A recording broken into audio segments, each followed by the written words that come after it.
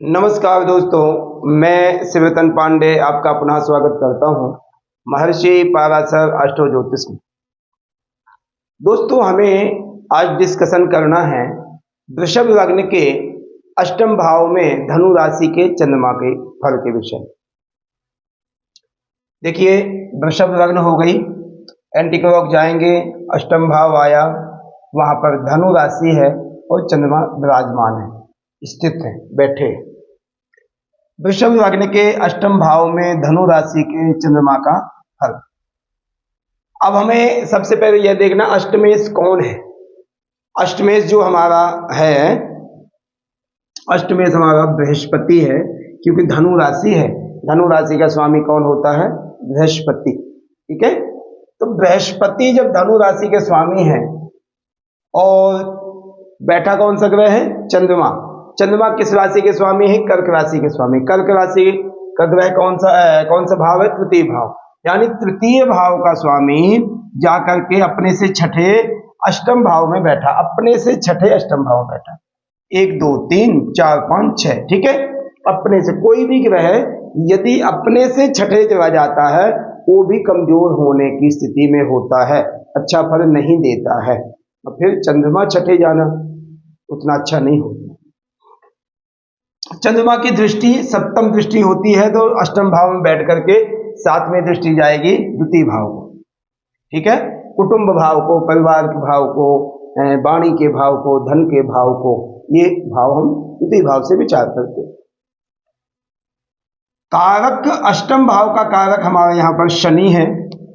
ठीक है, अष्टम भाव के कारक हमारे शनि है। और जब चंद्रमा धनु राशि में बैठेंगे तो धनु राशि में कौन सी ग्रह का प्रभाव होता है? नक्षत्र कौन कौन से होते हैं? मूलंचा, पूर्वाषाढ़ा, उत्तरापादे, धनु। मूला, पूर्वाषाढ़ा, उत्तराषाढ़ा का एक चरण, जिससे हमारी धनु राशि बनती है। मूला की 4, पूर्वाषाढ़ा की 4, उत्तराषाढ़ा का 1, 9 और हमारी चंद्रमा धनु राशि में बैठी। ठीक है, अब यदि चंद्रमा 0 अंश से लेकर के 13-20 अंश तक है, ये 13-20 अंश है, 13-20 अंश तक है, तो वहां पर मूला नक्षत्र होंगे और मूला नक्षत्र के स्वामी केतु। धनु राशि में चंद्रमा है, 0 से 13-20 तक है तो मूला नक्षत्र के स्वामी हमारे केतु हो गए। दूसरा 13-20 से लेकर के 26-40 अंश तक तो पूर्वाषाढ़ा नक्षत्र होंगे, वहां के स्वामी हमारे शुक्र हो गए। और तीसरा 26-40 से लेकर के 30 अंश तक वहां के नक्षत्र हो गए उत्तराषाढ़ा, वहां के स्वामी हमारे हो गए सूर्य देवता। तो आज के नक्षत्र के जो देवता है कौन है? केतु, शुक्र और सूर्य। ठीक है, अब हमारा पूरा बोर्ड कंप्लीट हो गया। अब हमें डीप में जाकर के बात करनी है कि हम अष्टम भाव से विचार क्या करते हैं, अष्टम भाव में ग्रह जो जाता है तो क्या प्रभाव इफेक्ट करता है, कितने परसेंट बुरा प्रभाव देगा, कितने परसेंट अच्छा प्रभाव देगा, ये सब बातें हमें करनी है। ठीक है, लग्न हो गई, अष्टम भाव हो गया, अष्टम का स्वामी बृहस्पति हो गया। तो हमें विशेष कर जो बात करनी है चंद्रमा, बृहस्पति और शुक्र के विषय में, क्योंकि लग्नेश, ये बात का ध्यान देना, लग्नेश का प्रभाव पूरे चार्ट में होता है। ऐसा नहीं है कि आप एक ही ग्रह के विषय में बात करो, हमें 1-2 ग्रहों के विषय में बात करनी होती है। चंद्रमा और बृहस्पति तृतीय भाव का स्वामी अष्टम भाव में बैठ गया, बृहस्पति वहां के स्वामी है। क्या चंद्रमा बृहस्पति की अच्छी मित्रता है? तो लगभग बहुत अच्छी मित्रता है, कोई किसी तरह का कोई दुष्भाव नहीं है, द्वेष भाव नहीं। ठीक है, अब जब अच्छे मित्र के घर में आप बैठ जाओगे तो क्या आपको फायदा होगा? वहां पर कंफर्टेबल होगे? कंफर्टेबल तो होगे, मगर क्या दोस्त भी आपका कंफर्टेबल है कि नहीं है, ये भी आपको देखना है। वृषभ लग्न में दोस्त भी कंफर्टेबल उतना नहीं है, दोस्त की नहीं चलती है। ठीक है ना, दोस्त की वहां पर नहीं चलती, क्योंकि वृषभ लग्न है। वृषभ लग्न यानी एंटी। ठीक है, वृषभ लग्न में बृहस्पति का प्रभाव उतना अच्छा नहीं माना जाता है जितना मेष लग्न में है, कर्क लग्न आदि में है, उतने ज्यादा प्रभाव ज्यादा माना जाएगा। ठीक है, इस कारण से विशेषकर मेष लग्न में प्रभाव जो वृषभ बृहस्पति का है बहुत अच्छा प्रभाव मानता है। तो आप यह देखिए कि चंद्रमा वृषभ लग्न का चंद्रमा और तृतीय भाव का स्वामी होकर अष्टम भाव में बैठ गया। अब हम यह देखें कि अष्टम भाव से विचार क्या करते हैं। अष्टम भाव से हम विचार करते हैं आयु का, विचार करते हैं बड़ी बीमारी का, सडनली जो बहुत ज्यादा कष्ट आता है उसका विचार करते हैं, सडनली धन आय का भी विचार करते, गुप्त धन का विचार करते, गड़े हुए धन का विचार करते, पुरातत्व का विचार करते हैं। ठीक है, ये सब चीजें हम अष्टम भाव से विचार करते हैं। चंद्रमा से हम क्या विचार करते हैं? चंद्रमा हमें मानसिक तनाव देता है, स्त्री कारक है, जल से संबंधित बीमारियां देता है, धातु से संबंधित बीमारियां देता है, स्त्री को योनि से संबंधित, लिंग से संबंधित बीमारियां देता है, स्वास्थ्य संपत्ति प्रदान करता है, आपका स्वास्थ्य को बिगाड़ता है, पीठ, गला, कफ, नजला, जुकाम, रेशा, नाक से संबंधित बीमारियां देता है, ये हमें चंद्रमा प्रदान करता है। मन, चित्त, मन को, क्योंकि चंद्रमा हमारे मन का कारक है, तो मन को यदि चंद्रमा सॉलिड है तो मन को शांत स्वभाव बनाएगा, संतोषी परमं सुगम, संतोष बनाएगा। यदि मन चंद्रमा कमजोर है असंतोष बना देगा। ठीक है, ये सब चीजें हमें चंद्रमा प्रदान करते हैं। तृतीय का स्वामी अष्टम में जाना बहुत अच्छा नहीं माना जाता है। यहाँ पर आपको जो रिजल्ट होंगे, जो भी हम फल देखते हैं उसमें लगभग कमियां ज्यादा दिखाई देंगी, अच्छाइयां कम दिखाई देंगी। जैसे चंद्रमा अष्टम भाव में बैठा है, अष्टम भाव में चंद्रमा आयु प्रदान तो देगा, आयु को ऐसा नहीं कह सकते कि चंद्रमा कष्टप्रद रहेगा, आयु को भी बहुत बढ़ोतरी नहीं देता है चंद्रमा अष्टम भाव में। हालांकि ये आप कह सकते इस व्यक्ति की आयु होगी, क्यों होगी?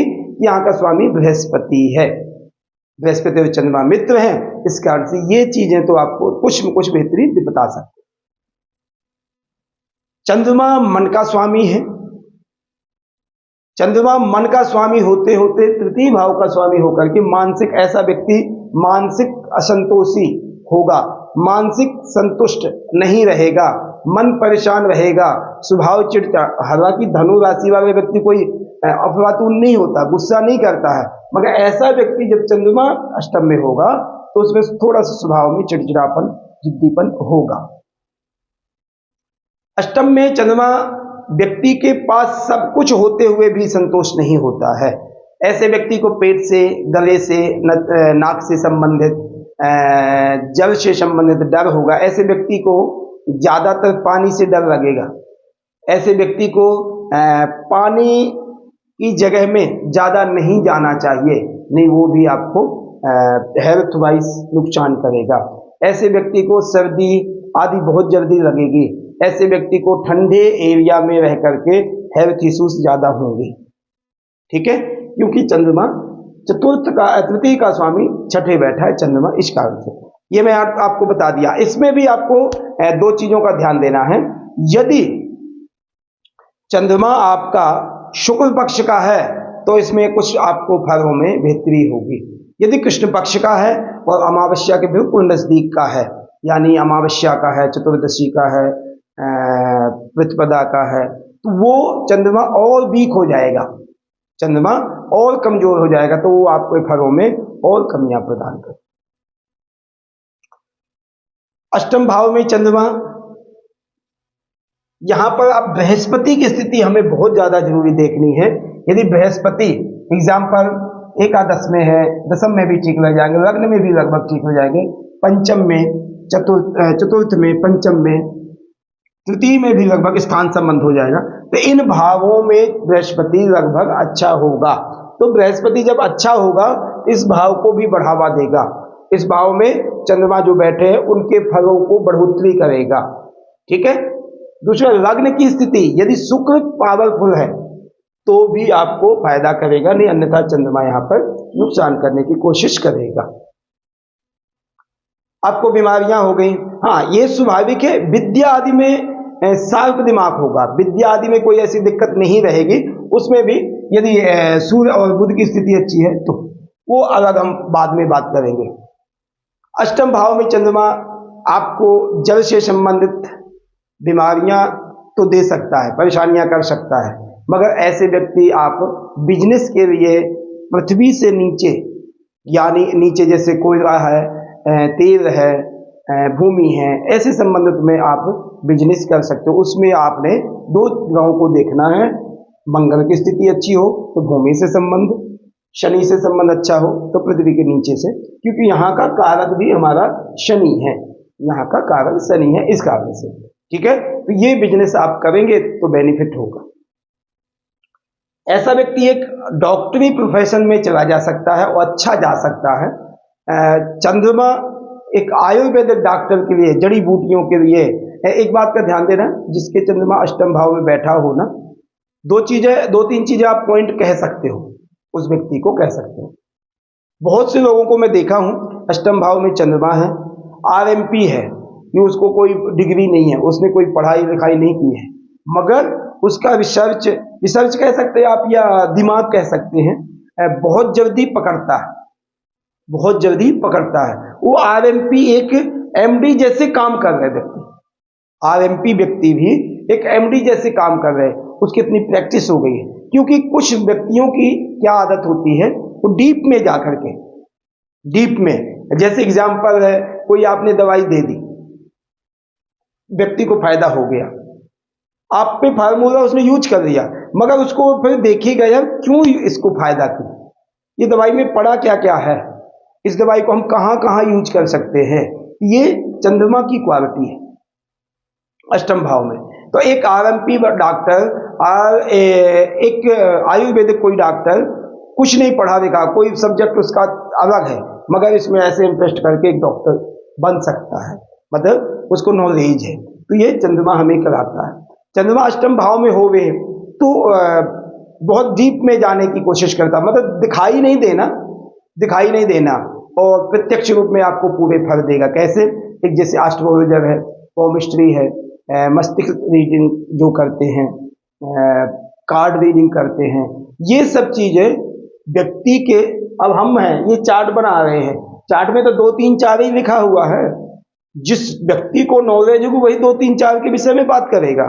तो ऐसा व्यक्ति, कहने का मतलब यह है, यदि आपका बृहस्पति थोड़ी अच्छा है, चंद्रमा यहाँ पर बैठा है, तो आप एक अच्छा ज्योतिषी, एक केमिस्ट्री, एक फेस रीडिंग वाला व्यक्ति, ऐसे व्यक्ति को आप कह सकते हो कि ये व्यक्ति कामयाब हो जाएगा।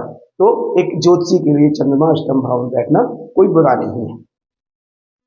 तो छुपा हुआ काम कराता हो, छुपा हुआ काम कराता है, और अष्टम भाव से हम छुपे हुए चीजों को ध्यान देते हैं। ऐसे व्यक्ति को, ये मैं नहीं कहूंगा कि ऐसे व्यक्ति को गड़ा हुआ धन मिल जाएगा या कुछ भी, क्योंकि चंद्रमा इतना इफेक्ट, फायदा इतना नहीं कर सकता यहाँ पर, क्योंकि अष्टम में बैठा, स्वाभाविक अष्टम भाव का खुद बैठा। यदि अष्टमेश की स्थिति बहुत अच्छी है, यदि आय में बैठा है, आय में एकादश भाव में बैठा, तो चाहे कुछ ऐसा हो जाए, नहीं अन्यथा ऐसी स्थिति नहीं होगी। यदि एक ज्योतिषी की योग में बताऊं आपको, चंद्रमा अष्टम में बैठा है, वही यदि बुध यहां पर आ जाए, पंचम का हो जाएगा, लग्न शुक्र आ जाएगा यहां पर, कुछ चीजों में कमियां आपको देंगी। ऐसा ज्योतिषी बीमार रहेगा, ऐसा ज्योतिषी बीमार रहेगा। शुक्र की स्थिति यदि यहां आ गई, हो सकता है ज्योतिषी का नेचर भी चेंज हो जाए, गलत आदतें पड़ जाए, मगर ज्योतिषी होगा, ठीक है ना। तो ये चीजें कुछ इसमें कमियां भी आएंगी, मगर अच्छाइयों की बात में यदि, क्योंकि कमियां तो इसमें ज्यादा दिख रही हैं, अच्छाइयों की यदि मैं करूं, चंद्रमा, बुध और बृहस्पति, और बृहस्पति की स्थिति अच्छी है, एग्जाम्पल यहां बैठ गया, शुक्र है अष्टम में आ गया, या कोई स्थान संबंध हो गया, तो आपको फायदा करेगा। बुध का स्थान दृष्टि संबंध हो गया, तो यह बुध यहीं आ गया अष्टम भाव में, तो आपको एक अच्छा प्रोटेक्शन करने वाला, अच्छा बोलने वाला व्यक्ति, वो आपको फायदा कर जाएगा। क्यों कर जाएगा? एक तो लग्नेश हो जाएगा, बुध पंचम और द्वितीय का स्वामी हो जाएगा, पानी का स्वामी हो गया, विद्या का स्वामी हो गया, चंद्रमा यहाँ पर बैठा ही है, बृहस्पति अष्टम, ठीक है। तो इन चीजों को आपको फायदा कर जाएगा। तो आप इसको ऐसा कह सकते हैं कि राज ज्योतिषी हो सकता है, होमस्ट्रक हो सकता है, एक डॉक्टर भी हो सकता है। हाँ, बहुत ज्यादा लंबे लेवल की इसके बाद शिक्षा नहीं होगी, मगर प्रैक्टिकली बहुत ऐसा व्यक्ति स्ट्रॉन्ग होगा, ठीक है। अब हम दृष्टि पे जाएं, द्वितीय भाव पे दृष्टि जाएगी, चंद्रमा की द्वितीय भाव की दृष्टि लगभग ठीक रहेगी, और यहाँ पर वाणी, धन आदि के लिए सफलता पूर्वक फायदा करेगा। ये बात का ध्यान देना, तृतीय का स्वामी अष्टम में बैठ करके वहां पर कोई ऐसा नहीं है कि प्रॉपर बहुत ज्यादा धन दे देगा। मगर वहां यदि बुध की स्थिति अच्छी है तो अच्छा व्यक्ति धनी होगा, क्योंकि द्वितीय भाव का स्वामी बुध है, ठीक है। या बृहस्पति यहाँ पर बैठ गया, पंचम दृष्टि डालेगा, आय का स्वामी होकर के जब डालेगा तो भी फायदा कर जाएगा। चंद्रमा की यहां पर बैठ करके दृष्टि बहुत पावरफुल नहीं होगी, ठीक है। अब हम नक्षत्रों पे जाएं तो यदि चंद्रमा का 3 नक्षत्र हैं यहाँ पे धनु राशि के, मूला, पूर्वाषाढ़ा, उत्तराषाढ़ा। मूला की बात करें तो 01 से 13-20 अंश तक मूला नक्षत्र होंगे, वहां के स्वामी हमारे केतु होंगे, ठीक है। केतु की स्थिति यदि हम देखते हैं, चंद्रमा से कोई मित्रता नहीं है, मगर एक चीज के लिए केतु फायदा करेगा। यदि कोई जंत्र मंत्र तंत्र टूना टोटका आदि करवाना है, ज्योतिषी बहुत से लोग करते हैं, हालांकि मैं नहीं करता हूं, और मैं क्योंकि मैं पाराशरी पद्धति के मुताबिक बात करता हूं, तो इसमें कुछ पाराशरी पद्धति में कुछ नहीं ऐसे होते हैं, बहुत से लोग होते हैं, तो उनको फायदा करेगा मूला नक्षत्र। कि केतु का भी यही है, एकांत में जब व्यक्ति थोड़ा सा इंटरेस्ट रखेगा, तो ऐसा तो नहीं है कि समाज में बैठ करके तुरंत ही बोलने लगे, कुछ थोड़ी तपस्या करेगा, मेहनत करेगा, भक्ति करेगा, शक्ति करेगा, तो मूला नक्षत्र के लिए आपको बेनिफिट देगा। अन्यथा आप बाकी कार्यों में मूला नक्षत्र चंद्रमा के लिए कोई बहुत अच्छा फायदा नहीं करेगा, क्योंकि वहां के स्वामी केतु है, ठीक। तो इन 4 चीजों के लिए बेनिफिट देगा। मूला नक्षत्र ऐसे काम कराने में बड़ा सक्षम है और फायदेमंद, ठीक। दूसरा चंद्र नक्षत्र हो गया पूर्वाषाढ़ा। पूर्वाषाढ़ा नक्षत्र शुक्र का है। शुक्र में चंद्रमा कोई उतना बेनिफिट नहीं देगा, मगर हमें पूर्वाषाढ़ा नक्षत्र में भी फायदा करेगा, क्योंकि लग्नेश है शुक्र, लग्नेश शुक्र है, अष्टम भाव में चंद्रमा बैठा है। यदि लग्नेश के नक्षत्र में यानी प्रथम भाव के स्वामी के नक्षत्र में यदि बैठता है चंद्रमा, पूर्वाषाढ़ा में बेनिफिट देगा। क्या फायदा कर दे? सुंदरता का प्रतीक चंद्रमा है, वाणी का स्वामी चंद्रमा है प्रतीक, हेल्थ का भी फायदा करेगा, क्योंकि लग्न भाव को कंट्रोल करेगा। लग्न भाव जब कंट्रोल करेगा तो अष्टम भाव में भी बीमारियां आदि के उतने संकेत नहीं होंगे, यदि शुक्र की स्थिति अच्छी है तो। सूर्य उत्तराषाढ़ा नक्षत्र एक चरण है, 26-24 से लेकर के 30 अंश तक। यदि चंद्रमा उत्तराषाढ़ा नक्षत्र में तो वहां के स्वामी सूर्य होंगे। सूर्य के जो है चंद्रमा से बहुत अच्छे संबंध हैं, और चंद्रमा उस भाव का कारक है जिस भाव में सूर्य की राशि है। तो चंद्रमा सूर्य के लिए, जैसे यहां का स्वामी चंद्रमा यहां बैठा है, तृतीय का स्वामी अष्टम में बैठा था, माता के स्वास्थ्य को खराब करेगा। सूर्य यहाँ पर बचाव करेगा, सूर्य एनर्जिक देगा, सूर्य सफलता पूर्वक माता को स्वास्थ्य फिट रहने की सफलता पूर्वक बुद्धि देगा, एक्टिविटी देगा, फायदा कराएगा। तो इसलिए माता के स्वास्थ्य के लिए उत्तराषाढ़ा नक्षत्र अच्छा करेगा, खुद के स्वास्थ्य के लिए पूर्वाषाढ़ा अच्छा करेगा। यदि टूना टोटका आदि जंत्र मंत्र आदि सिद्ध करने हैं आपने, तो पूरा फाल्गुनी नक्षत्र आपको फायदा करेगा। इन 3 नक्षत्रों में ये आपने डिफरेंट स्थिति को देखना है, ठीक है। ये नक्षत्रों का हो गया, दृष्टि का हो गया। अब हम युति की बात करें या दृष्टि की बात करें, कोई संबंध की बात करें चंद्रमा से। यदि चंद्रमा से सूर्य का संबंध है, यदि चंद्रमा से सूर्य का संबंध एग्जाम्पल दृष्टि संबंध है, फिर ठीक रहेगा। यदि युति है तो यहाँ पर चंद्रमा को और प्रभावशाली बुरा प्रभाव कर देगा सूर्य, यहाँ पर कोई इतना बेनिफिट नहीं देगा। सूर्य के साथ चंद्रमा उतना कंफर्टेबल नहीं रहता है, क्योंकि अमावस्या के आसपास रहते हैं, वो नुकसान है, ठीक है। चंद्रमा यदि मंगल के साथ है, मंगल अष्टम में भी आकर के फायदा कुछ करेगा, कुछ में कमियां देगा। जैसे परस्पर में स्त्री से संबंधों में या पति से संबंधों में बिगाड़ पैदा करेगा, मगर धन आदि के लिए, एनर्जी के लिए, जिसमें डॉक्टरी आदि की बात की थी, उसके लिए मंगल फायदा करेगा। बुध पंचम और द्वितीय भाव का स्वामी है।